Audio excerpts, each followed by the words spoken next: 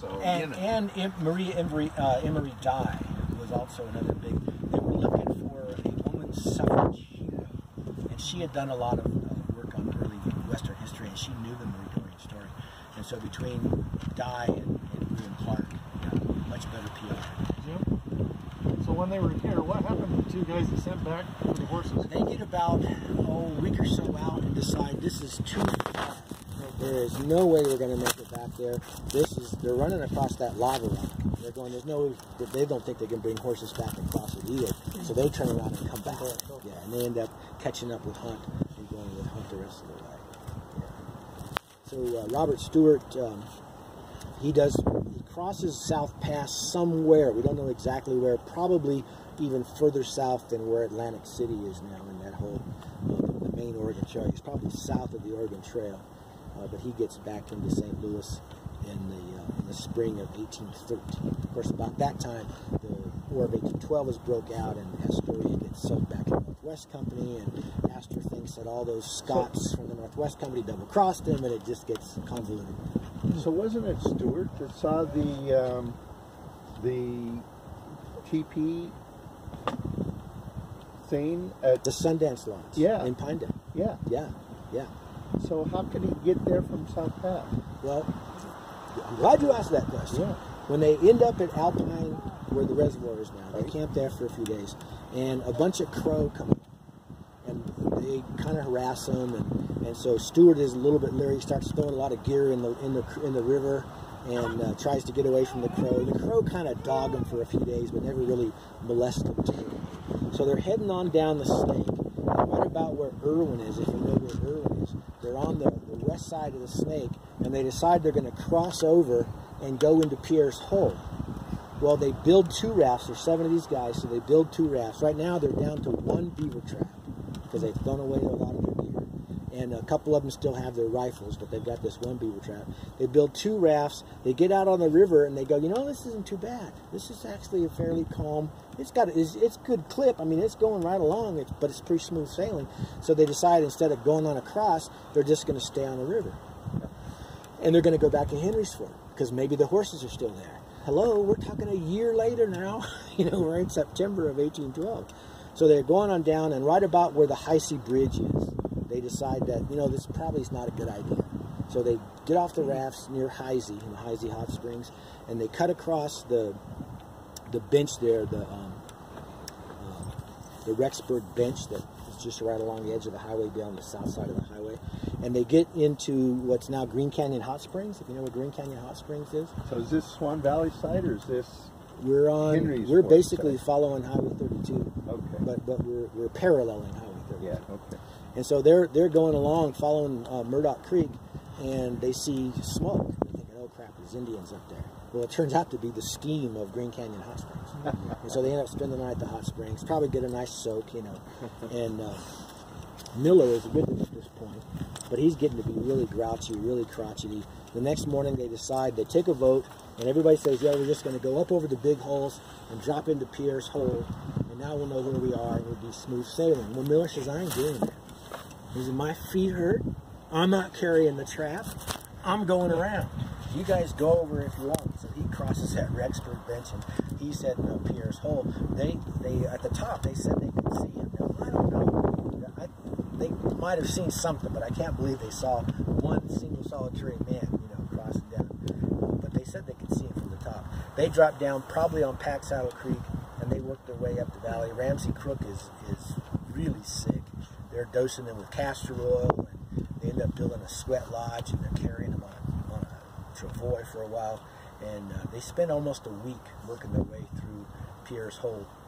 And by the time they get ready to cross Teton Pass, Crooks is kind of holding his own. They cross the pass, get across the Snake, up the Hoback, and Miller is still ahead. As they're going up the Hoback, and they get up onto the rim, they see smoke ahead, and this turns out to be where Miller had left his fire to go fishing, and the fire got away. So it's burning the prairie up there. But they finally catch up with Miller, and everybody is starving at this point. They find one old buffalo bull. One of the guys even Claire, I think it was, even suggested they draw straws for a cannibal. You know,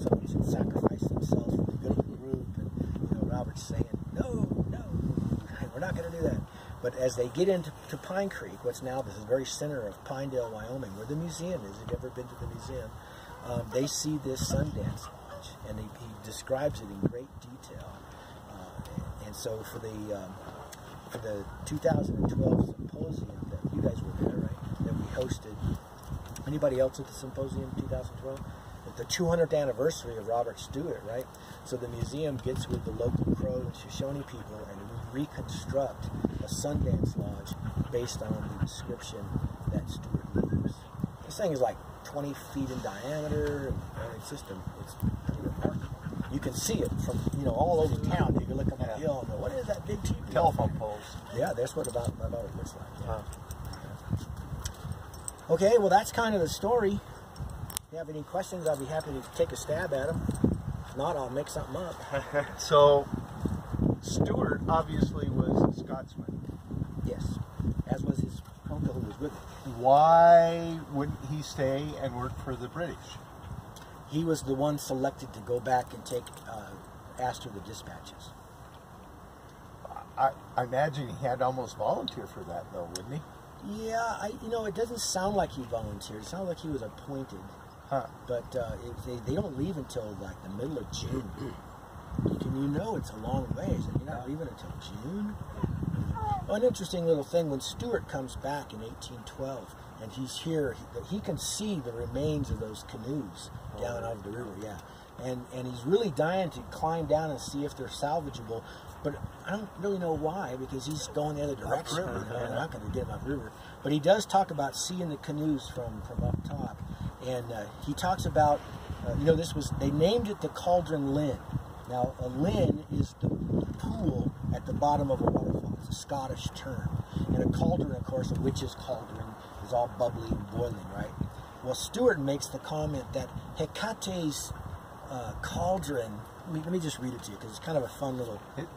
Doesn't he refer to a poem or something? Do you know where Hecate's cauldron comes from? Isn't it a poem? It's Macbeth. Yeah. It's scene 3, act 5, double, boiling trouble. Yeah. Hecate was the main witch. Yeah. And he says, let's see if I find it here real quick. At the Cauldron Linn, the whole body of the river is confined between two ledges of rock, somewhat less than 40 feet apart, and here indeed its terrific appearance begars all description. Hecate's cauldron was never half so agitated when vomiting the most diabolical spells as is this land. So he's quoting Shakespeare, and this is at low stage. This is happening at low stage. So that's kind of a fun little reference to the witch's cauldron. Witches' cauldrons play a lot of parts in history. If you know anything about stout beer, anybody stout beer fans? Somebody like stout beer? Probably isn't going to make a difference for you, but in the early days of the reawakening, during the Dark Age, just coming out of the Dark Ages, it was the woman's job. This is an aside; it has nothing to do with the fur trade, but it's a great story. It was the woman's job to make beer for the household, because beer was safer to drink than the water. Okay, because the whole brewing process purifies the water. So the women would make beer, and if they had extra beer, they would put a broom outside the door so that people passing by would know she had extra beer that she could sell them. Well, the women pretty much controlled the whole beer industry until yeast and hops was discovered. And hops will make that beer last longer. So now men start brewing beer, and they're taking their big barrels of beer to the next town and selling them, but the women are getting in the way. The women that are making these extra batches of beer are mostly selling them at the weekend market.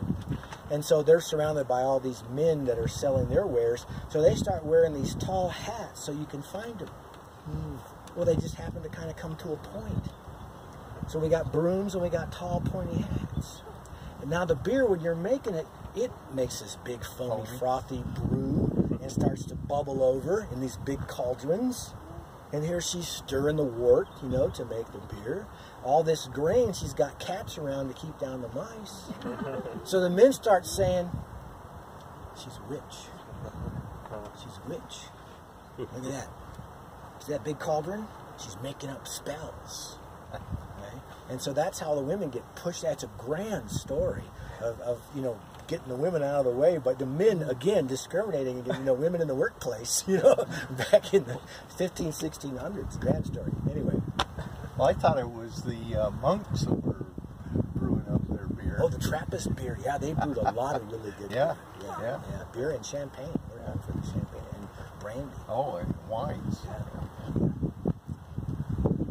Thank you. Well, my pleasure. Marvelous. Well, I hope you learned something, pick up a notion or two, get this book. You can follow. Here's an I got the interesting little paperback version, but Does it the doesn't paper- look near that big. Well, it may not have. I don't know. See, I don't have the paperback version because this is all you need. You got this, you don't need. Yeah. There's an interesting story about Wilson Price Hunt's journal. When John Jacob Astor, who was friends with Washington Irving, he convinces Washington Irving that the whole story of Astoria will make a great book. So Astor gathers up the journals of Stewart and Hunt and Crooks and all these guys that kept journals to give to Washington Irving. Well, Washington Irving takes a trip to Paris, and he happens to have Wilson Price Hunt's journal with him. Now, Europe we're right in that middle of the Light Age, the Age of Enlightenment, and they get just jittery excited about this journal from the West where nobody's been. And they convince Irving to loan them Hunt's journal so they can transcribe it into French and publish it in Les Annales Nouveaux de Géographie. So Hunt's journal gets published in French, and Irving gets the journal back and promptly loses it. So then some Americans translate the French journal back into English. So what we have is, in terms of Hunt's journal, we don't know what got lost in the translation into French or what got twisted in the translation back into English. But thank you, Mr. Irving, who also, by the way, lost Benjamin Bonneville's journal. Yeah.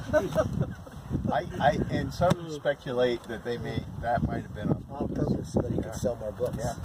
Yeah. Now, in your tell his version of the story. in your little handout there, towards the back, there's two maps.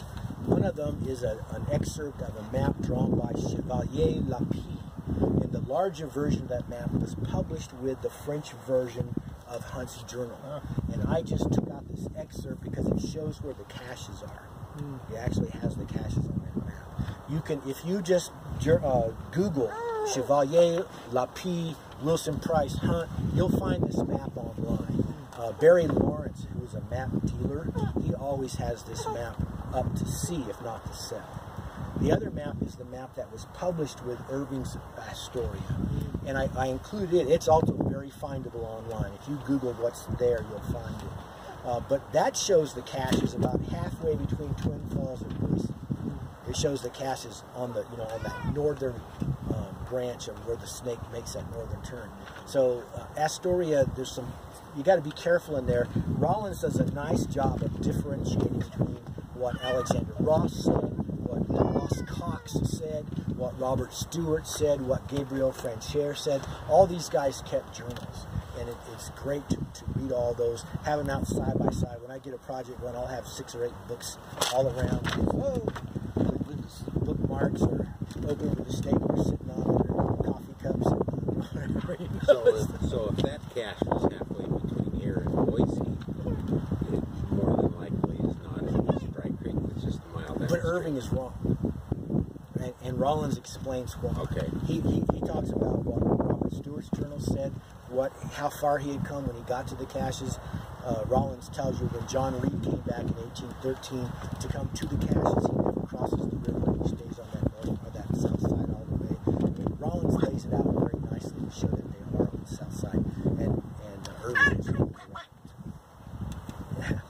So it's great stuff. Great stuff. Well, and Irving was notorious for wanting to sell books. He's a storyteller. He's a storyteller. The only person worse is Francis Fuller Victor. You got to read Joe Meek's River of the West with John just died. In her opening paragraph of the introduction, she extols the virtues of Washington Irving and how much she enjoys it and wants to pattern her writing after his. you read it. And she does. You read Joe Meek's version of the Battle of Pierce Hole and Washington Irving's version of the Battle of Pierce Hole in Benjamin Bonneville, USA. They're almost identical. You know, so those are sort of the bottom of my stack of reliability.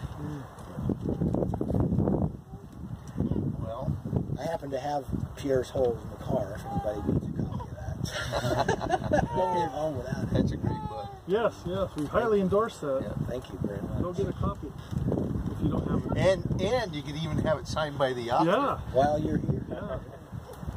I didn't lose another guy down the river. They were trying to cross back over. Oh yeah. One of the guys that was on the Crook's side, they were starving. Crooks and his guys are on one side of the river, and Hunt and his guys are on the other. And everybody's starving, but Hunt had managed to kill a deer, and so they make this makeshift raft to bring a couple of people over to get some food to take back across. And one of the guys he's just so excited, you know, he ends up falling out of the raft. That's paraphrased, but yeah, he drowns way almost into Hell Canyon. They go halfway into Hell's Canyon and then come back out, and it's when they're on their way out that they run into this whole thing. Yeah. Well, it's amazing how many mountain men, you know, if you go through Hafen's Journal, how many are killed by drowning. People back then didn't learn how to swim. They didn't learn how to swim. What's also amazing is that you hardly ever see anybody using canoes on the Snake. Hello, they figured it out. You know, they figured it out. The Hunt schooled them. The Wilson Price Hunt School of Canoeing. This is a Class 5 river. You know, we got one little piece where Reed is using canoes down around the mouth of the Boise, but you don't see anybody coming down the Snake. They're always on horseback. Always on horseback.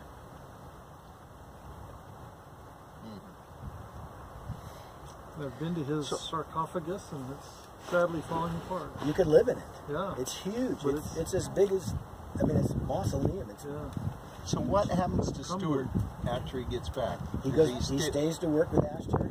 And when, in the fur in the trade? fur trade. When Astor retires in '94, Crooks and Stewart put together a that's right. to buy out the northern. northern. Okay.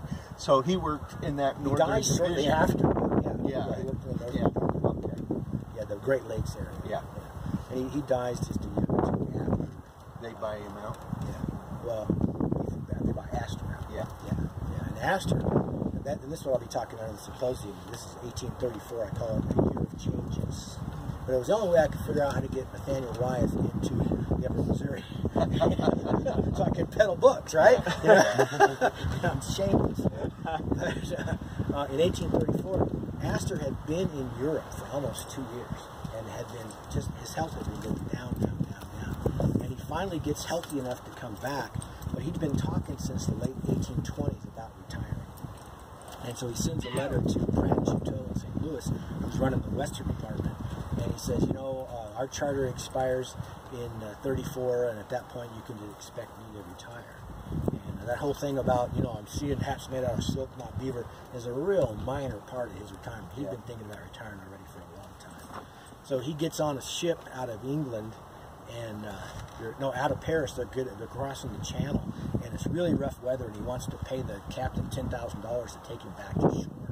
This is just too much. And the captain's going, I can't. I'm on a schedule here. You know? Well, I pay you 10,000. You know, it's German. You know, you could do it. You could. Yeah, boy. No, pay me $10,000. $10,000. Take me back. Yeah. We go zurück. Yeah. But he finally gets back to New York, and just like 2 days before he gets back, his wife has passed away. So some of the people from his son and some of the people from the American Fur Company meet him at the docks and say, hey, sorry man, my wife died yesterday. I mean, yes. And so he's in his early 70s, and his health just continues to go down. We know, so Crooks and Ramseys get the northern. Crooks and Stewart get the, Crook and Ramsey. Yeah. And Pratt and Chateau get the southern, basically. Yeah. Did they have a non-compete clause? Yeah. They already were pretty much non-compete. Right. You know, that northern department was way east. Right. You know, and Pratt and Chateau was pretty much up the Missouri, and they never really did well in the Rocky Mountains. They don't come out into the Rocky Mountains. You know, the whole Warren Morris thing, 1831, is really the first effort of the American Fur Company to get out into the Rockies. And every year the supply train is late. What's with that? You know, I mean, why can't Fontanelle and Trips get their act together and leave a little earlier? You know, but so they've kind of pulled out. They have Fort Laramie for a little while. You know, when Fitzpatrick, Bridger, and Sublette, which was the offshoot of the Rocky Mountain Fur Company, they inherit Fort William, which became Fort Laramie. Before that, I mean, that only lasts about 3 weeks before it becomes Fontanelle and Fitzpatrick, but it still includes Drips, Bridger, and Sublette, and Master. Now they're running Fort Laramie. And before long, Or Chateau Pratt. no, initially it's for Fontanelle, and yes, their own private business, but Pratt and Chateau buy them out Right away. within a few months. Yeah. So you mentioned Ferris, probably 50 miles downstream from here is Salmon Falls Creek. And Ferris's journal, he talks about coming down 5 days without food, and when they get to the Snake River, which is essentially where what they call fishing falls, Right. they find a band of Indians and trade for fish. Yeah. And I've been trying to find a spot that the landowner would let us camp there. I may know a guy. Okay. I may know a guy, so let's talk. I'll have to get his phone number. Okay. He Because I knows- think that would be that would be a cool. great place to camp. You got Kanaka Falls right there too. Yeah, Kanaka Rapids Oh, wow. No, Rapids, not Falls. You got a historic Oregon Trail crossing or a ferry crossing. Not a, yeah, what's all that? that. Can't think of what the ferry And Wyeth talks about fishing falls. Yeah. You know, a lot of people talk about that fishing falls. Yeah. Ferris has a great story about guys getting caught out in lava beds. You know, it's a grand story. So is Fort Union, by this time that they split off, is that part of the Northern Division? It is. No, isn't that's part of Pratt and Chateau at that point. it? Oh, it is? Yeah. Well, I mean, it's American Fur Company. Yeah. But when the split happens, Pratt and Chateau take it. Get that part. Oh, okay. Yeah, everything on the Missouri Okay. gets For into some the reason St. I Louis. thought, well, Crooks ends up on the upper Missouri. Ramsey Crooks ends up on the upper Missouri somewhere. You don't remember that? No. Maybe I'm off. But Jim, have you heard could've- anything from Leo, the Shoshone tribe? I have not. I was going to ask you if you guys had. Yeah. Leo Arrowway. Yeah, because we still want to try to spin up some kind of a camp over Yeah, there. were any of these guys there that day? I don't think so. Have any of you ever been out to the actual site of Fort Hall? You guys are okay. You've been out there? Yeah. Well, we were out there. The Oregon California Trails Association held their national convention there, what, 2 years ago? I think it was 2 conventions back at the Fort Hall Indian Reservation, casino, hotel, all that kind of stuff.